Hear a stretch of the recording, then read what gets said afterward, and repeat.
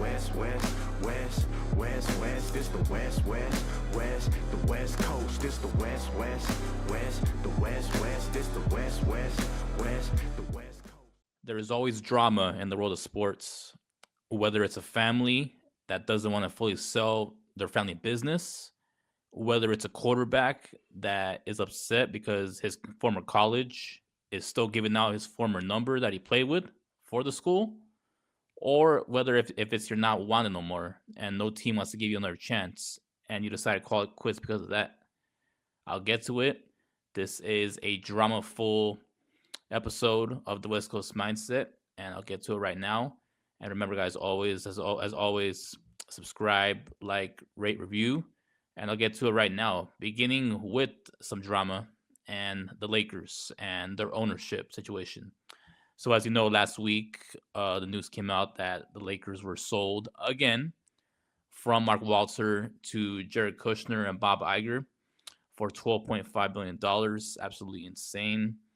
The highest sell ever for a sports franchise, and the Lakers were sold again, and it happened. And now, Josh Kushner, of course, is the brother of the son-in-law of the Trump family, and that's a big question politically. I won't get into it, but that's been a big story for that overall. And Bob Iger is the former CEO of Disney, and the guy can run a business, and he did a great job running Disney for a long time, and he's deciding to get back into the business world and run a franchise. So now he's partnered with Kushner to run the Lakers, and the Lakers are headed in a whole new direction now, ownership wise, because people thought that after they got Mark Walter as the owner and he was gonna take over, he was gonna do the whole Dodgers magic thing and get them back to winning ways. But of course, there's the scandal right now going on about Mark Walter, where he's been uh, accused of fraud and money laundering with a bunch of his businesses, and it's not looking good because the dude is in a bit of hot water.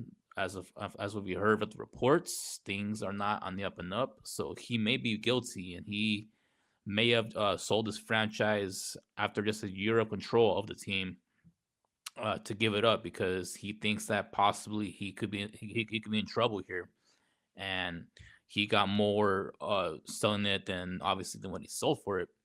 So if he can make a profit off of it, and he is caught with the scandal, then he can pay it off and still walk away with a pretty penny because he got more than double of what he paid for. So I guess good for him. Hopefully, all goes well with him running the Dodgers. Maybe he might possibly sell the Dodgers. I don't know if he will because the Dodgers, although they've been struggling lately, they're still going for their third straight championship, and their value right now is just too good to give up. So I'm not sure he'll give them up, but you never know because there's already talks of him possibly getting rid of Chelsea. He also owns Chelsea FC and one of the best soccer teams in the world. And yeah, he might give that up. And Chelsea, yeah, they're an iconic franchise, not just in soccer but in the world of sports. And to give that up, that's huge. So maybe the Dodgers could be next. It's not out of the realm of possibility. So we got to keep an eye on that, and we'll see if Mark Walter indeed is no longer a sports owner going forward. He also owns the LA Sparks, and yeah, his run of being a sports owner may be going through the cracks, and he possibly might be an ownerless sports guy going forward. So we'll see about that. But anyway, back to the Lakers. So yeah, Josh Kushner and Bob Iger bought the team, and Jeanie Buss, of course, and her brothers after the late Jerry Buss passed away a long time ago, gave full ownership to his kids, and he was confident that they can continue his legacy and keep the Lakers as an iconic franchise and as a winning franchise going for championships going forward. And he was confident that they can get it done. But of course, it's been a lot of drama with the team in terms of bad decision making, relationships being burnt, and stuff like that. And you can make the case that the Jeanie Buss experience as owner with the Lakers was a disaster. you can make a case it was pretty good because they did get that championship in 2020.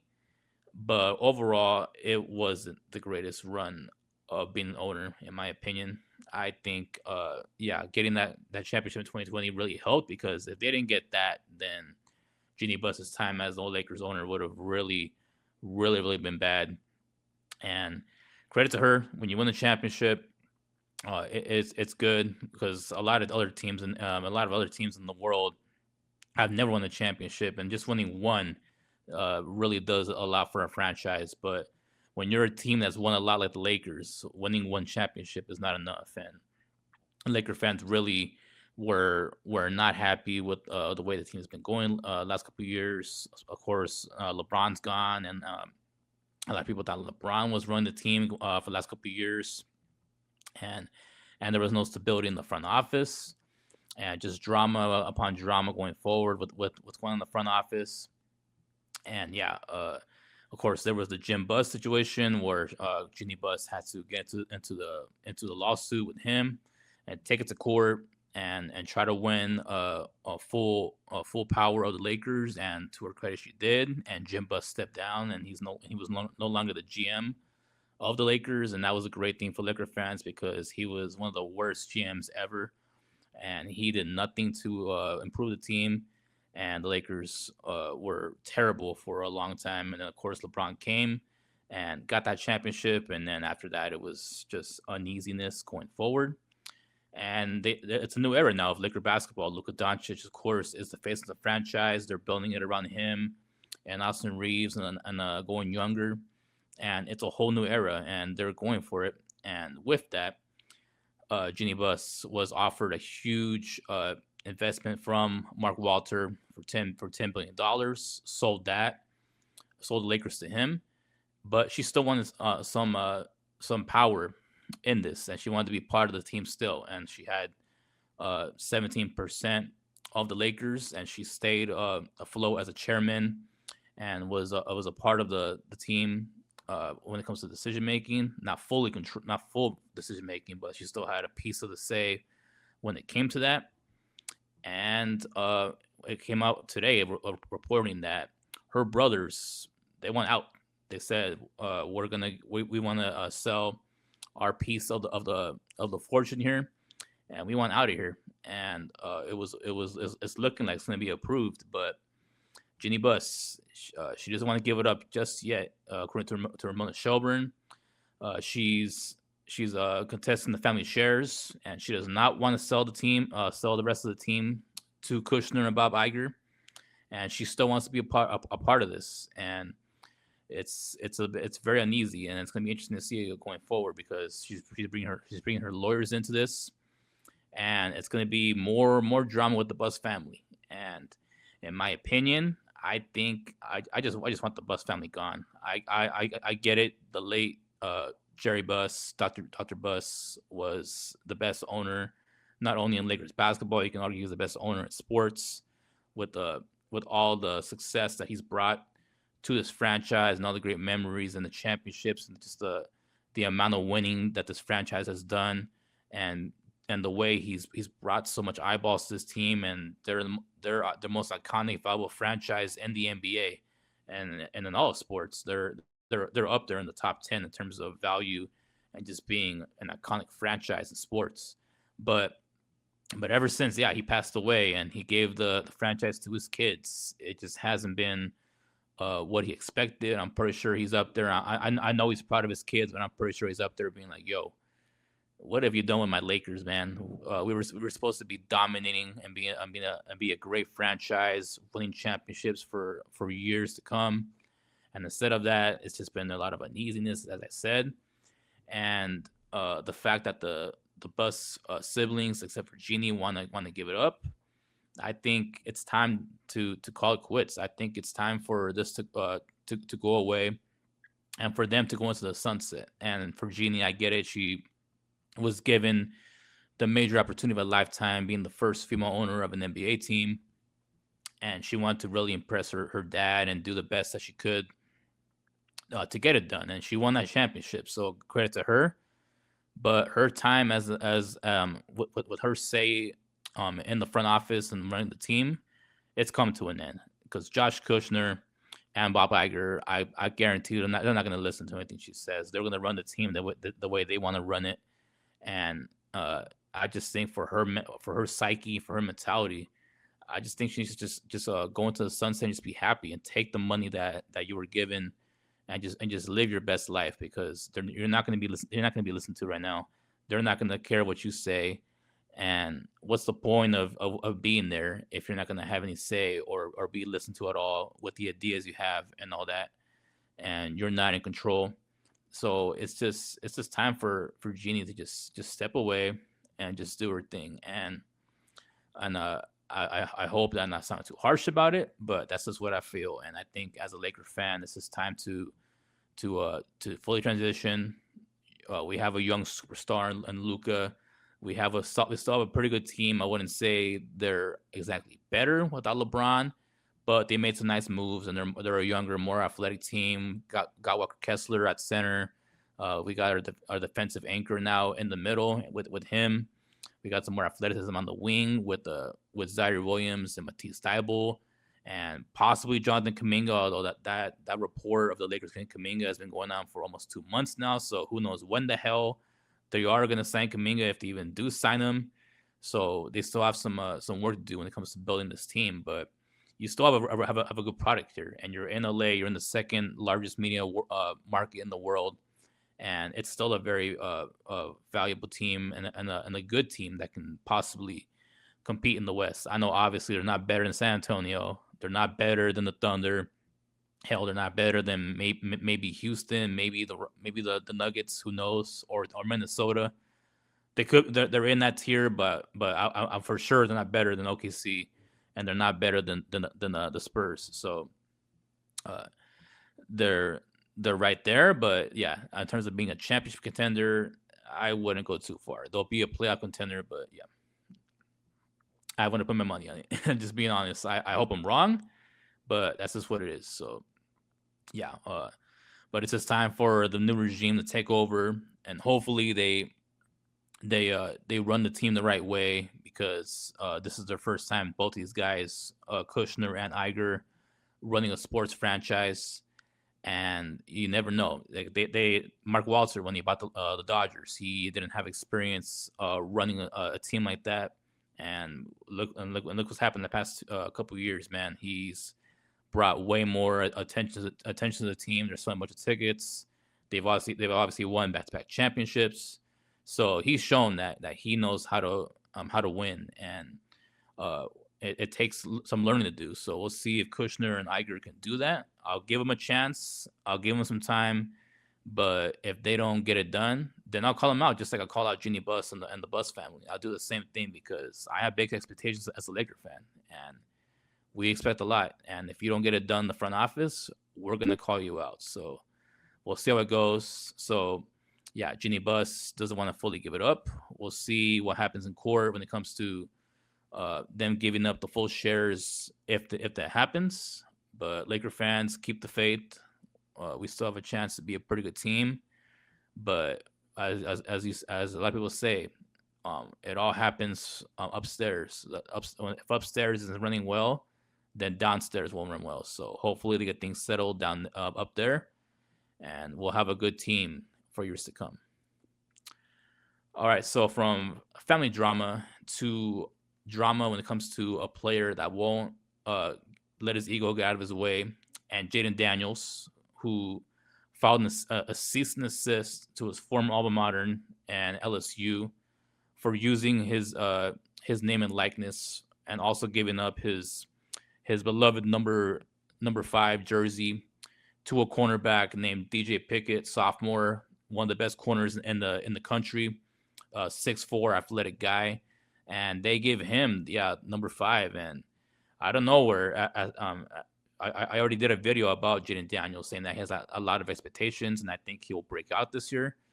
But the dude, instead of focusing on playing football and being in training camp, trying to get better and have a breakout season, he's out here crying, saying that LSU was doing him wrong, and they shouldn't be giving out his number, and they shouldn't be disrespecting him and all that stuff. And yeah, his attorney came out and informed LSU that they can no longer use his number and stuff like that. And he got a lot of backlash from it. Social media went crazy. It's pretty funny, the memes and the stuff that came out when it came to don't use number 5 because you're gonna upset Jayden Daniels. And yeah, you got to go all over social media and look at it because it's some funny stuff, man. I was cracking up big time seeing these jokes about Jayden Daniels. So go check it out. But anyway, yeah, I think it's ridiculous, man. Look, you have to get over it.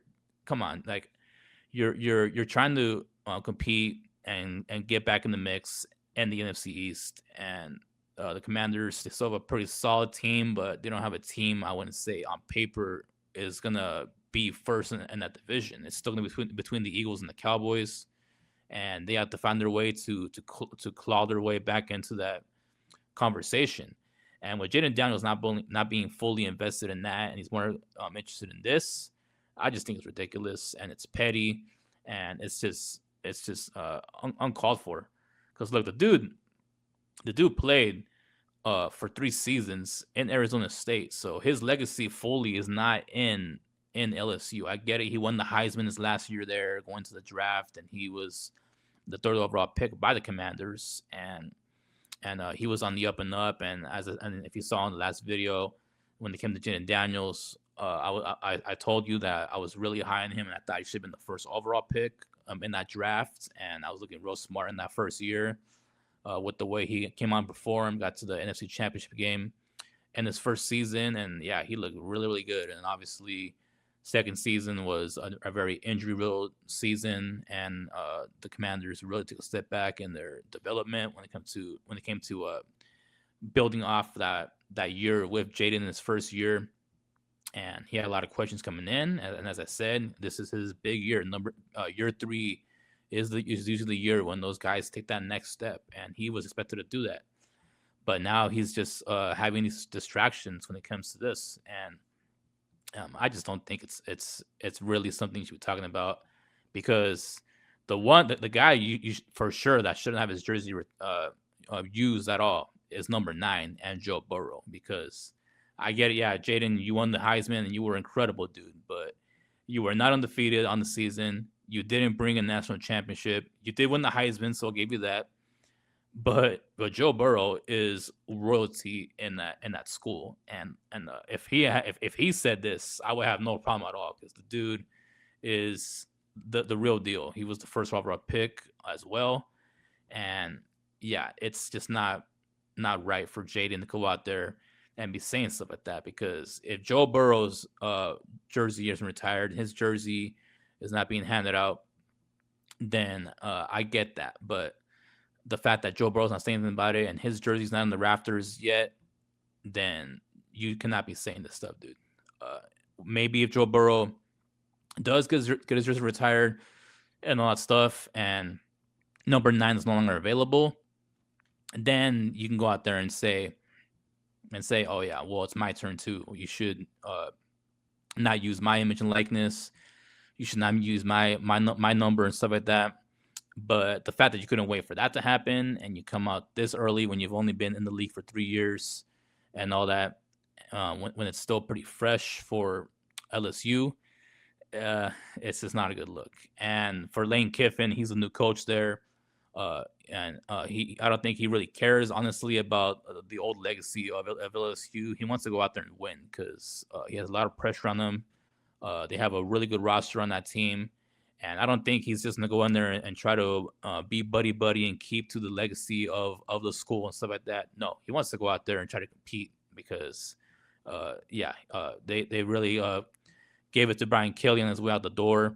And they gave this big money to Lane Kiffin, and he left a good program in Ole Miss to go to LSU. So he needs to go out there and produce. And with that, he needed to do whatever he can to keep cornerback DJ Pickett happy. And yeah, he wanted number 5, and he didn't say, okay, well, here you go, take number 5. I know Jayden Daniels wore it, but I want you to be happy, and I want you to be fully invested in this team. And that's what happened, and that led to Jayden obviously being upset. And it is what it is, bro. What do you want? do you want LSU to be out there competing for championships, or do you want just be selfish and be like, hey, it's all about me. I don't want nobody wearing my number and stuff like that. You can have both. I get it. In the perfect world, you can have both, but that's just not the case, bro. So I just think it's unnecessary. It's ridiculous. It's petty, and the fact that he went all out for this in the middle of training camp when he's trying to go out there and get ready for the season, I just think it's absolute ridiculousness, and yeah, not a good look for you, Jayden. So I hope you go out there and shake it off after seeing all the criticism you got and stuff like that, and refocus on playing quarterback for the Commanders, and refocus on getting this team back to playing good football. And if you do that, then who knows? Maybe the Commanders might be a surprise team and possibly get a wild card and compete in that tough NFC East. And we'll see what happens. So hopefully he shakes us off. And yeah, the Commanders have a pretty good season. And we'll see if Jayden Daniels does have that big bounce back year 3. All right, so moving on from that drama to some, I want to say drama when it comes to being petty. I think it's more drama just when it comes to being dumped, because Russell Westbrook, of course, has been a free agent, or actually was a free agent now for a long time in this offseason, in the NBA offseason. And he was waiting for an opportunity. Played in NBA Siberia last year with the Sacramento Kings, and he's bounced around the league last couple of years after having a Hall of Fame caliber career in Oklahoma City. Played well with the Rockets, and then went to the Lakers. And ever since going to the Lakers, things just went downhill for Russell Westbrook. And yeah, he has decided to retire. And he's called it a career after 18 seasons, played for 7 teams. And yeah, nobody wanted his services, and it's kind of a sad situation for him, because this is a future first ballot Hall of Famer, because he has a very interesting career, because yeah, as I said, a lot of success and a lot of good stuff to watch early in his career in Oklahoma City. That was a good young core with him, Kevin Durant, James Harden. The fact that those 3 guys were on the same team was insane. And he was a big part of that nucleus, along with Serge Ibaka and a lot of good young players on that team. It was unfortunate those guys couldn't win together, and they all went their separate ways. And to Russell Westbrook's credit, he was a long-standing member of those 3 guys that stayed with the Thunder. And Kevin Durant, of course, went to the Warriors, and he got some criticism, obviously, going over there. But also some criticism was for Westbrook, because people were saying, hey, the reason why Kevin Durant wants out is because he could not play with Russell Westbrook being his main decision maker and being his main sidekick, running the offense and all that stuff. And he got a lot of criticism from that. But the fact that the next year he went out there and averaged a triple-double and was absolutely outstanding and won the MVP for the Thunder when they weren't expected to really do anything, and had them playing well. And I get it. People were saying he was a stat padding and stuff like that. But if you look at the numbers in the games where he got a triple-double, the team won at a high clip. And he was carrying the fort, and he led them to success. Obviously, they didn't really do a lot in the playoffs, but the fact that he got that team to the playoffs is a really big success. And the fact that he was able to do that, that's a lot of credit to him. So much respect to Westbrook in doing that. And yeah, he was the MVP in 2016-17, and that was a fun season to watch. I love watching him. He was absolutely electric. He was in the prime of his career, dunking on people, assisting the ball, rebounding the ball, and just a great specimen of an athlete. And he showed people that obviously he's super talented and he can play, but you don't have to be this amazing shooter. You don't have to be this super skilled guy. If you can go out there and give your best effort every single night and give it all on every single play, you can be successful. And that was his game. I get it. It was a lot of recklessness to go along with it, but the fact that he played hard every single minute and did his thing, it led to a Hall of Fame career. So credit to him for that. But along with that, yeah, when it comes to winning and being in a team dynamic, it doesn't lead to great success. And we saw that when he went to the Lakers, playing alongside LeBron James. It's a lot of expectations, and it was a disaster for him when he was there, and he got a lot of criticism for it. Then bounced around a lot of other teams, and it was just a tough scene for Russ. And as I said, he ended his career in a terrible franchise in Sacramento, and played with the Clippers as well. Played with the Wizards, and just bounced around and really could not find a home after leaving the Lakers. And yeah, it was just a bad look for his career. It really left a bad stench on him to the point where this offseason, the Miami Heat might have been interested in signing him and pairing him alongside Giannis Antetokounmpo and Bam Adebayo.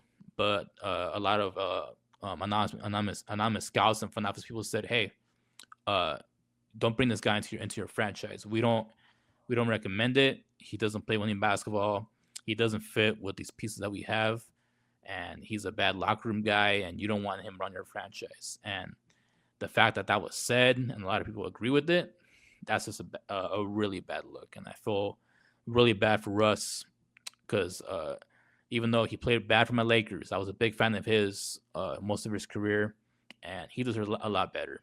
And to compare, he had a similar career really to like an Allen Iverson, honestly, because Allen Iverson was kind of the same level of player, ISO scorer, a great energy guy, but didn't really could not really change his level of play and the way that he plays basketball. And it's the same thing with Westbrook. He never developed a good enough jump shot. He never was able to slow down and run an offense in crunch time, and play that kind of basketball in the playoffs that leads to success instead of just run through a brick wall every single time. And yeah, as I said, like he plays on fire, and it's hard to put the pedal down and put the brakes on him and be like, hey, yo, you guys slow it down, bro. Like we're trying to run a play here and win this game through slowing it down and stuff like that. But he just could never figure it out, and that just wasn't his thing. And as I said, it led to success on some teams, but led to some disaster on other teams. And the fact that it didn't work out, it's kind of sad. But still, overall, a great career for Westbrook. He's going to be a first ballot Hall of Famer, as I said. And the numbers really back it up because, as I said, he's a 2016-17 MVP. He's a 9-time All-NBA player, 9-time All-Star, a 2-time scoring champion. This is a crazy one too. A lot of people didn't think that he was a great passer, but a 3-time assist leader, and that's really a credit to his effort and his development and passing the basketball and stuff like that. So that's really impressive. I did not know that was a stat for him. I knew that he led it like 1 or 2 years, but 3 times to leading assists, that's really impressive. So credit to him for that. And of course, he's the all-time leading guy when it comes to triple doubles in NBA history. Past the Big O, Hall of Famer Oscar Robertson, and that was a huge feat in his career. And yeah, the numbers back it up, and the dude is gonna walk into the Hall of Fame on the first ballot. And I'm really impressed with the way he did it. He did it his way and didn't give a crap about what other people told him. And he's gonna end it in a great way. And I don't think he cares about all the criticism that came his way and all the stuff that came late in his career. I think he's walking away happy. His family's proud of him, and he's gonna walk into Hall of Fame with a happy feeling and a happy man that he's accomplished so much in his great career, and in the end, a great career from one of the greatest we've ever seen at the point guard position, and Russell Westbrook. And I wish you the best, Russ. So congratulations on a great career. And with that, I will say congratulations on the great podcast. That was full of drama. This was a drama-filled week. Not a lot of stories when it comes to stuff on the field, But off the field, a lot of things really spoke out, and I had to talk about it. And we'll see going forward if things get sorted out and we can focus on things on the field in the sports world going forward. So with that, this was the West Coast Mindset presented by the Recliner Media Network, and I will see you guys next week. This the West, West, West, West, West. This the West, West, West, the West Coast. This the West, West, West, the West, West. This the West, West, West, the